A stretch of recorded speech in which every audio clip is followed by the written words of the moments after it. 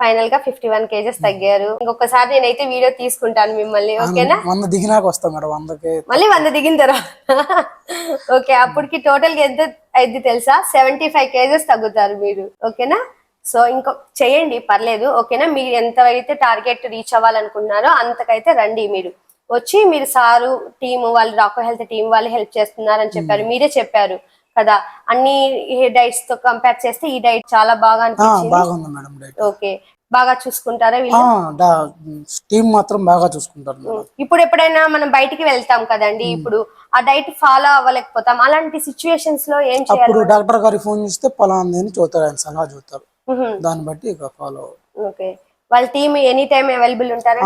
ఎప్పుడు నువ్వు ఫోన్ చేస్తే అప్పుడు లిఫ్ట్ చేస్తారు. ఓకే, అందుబాటులో ఉండబట్టి వాళ్ళు చెప్పే విధానాన్ని బట్టి మీరు బాగా ఫాలో అయ్యారు, మీరు బాగా చేశారు కూడా, అందుకని. ఇప్పుడు మీ వైఫ్ కుక్ చేసి పెడుతుంది కదా, తను ఎన్ని మంత్స్ నేను చేయాలి ఇలా అని ఏమన్నా అడిగేదా? ఆ టైం అడిగేది మేడం, నువ్వు తగ్గాలి, ఎంత చాకరీ అయినా నేను చేస్తా. మా వైఫ్ డైలీ వాటర్లు మేడం, తెల్లారి గట్ట 4ంటికి లేవాలి. 4ంటికి లెగిస్తే ఇక వాటర్ల పని అంటే ఇక పిండి వేయటం, రుబ్బటం, కడగటం, తోమటం, ఇక ఖాళీ ఉండదు మేడం. ఈ మధ్యలో నాకు మళ్ళీ వంట చేసి పెట్టాలి.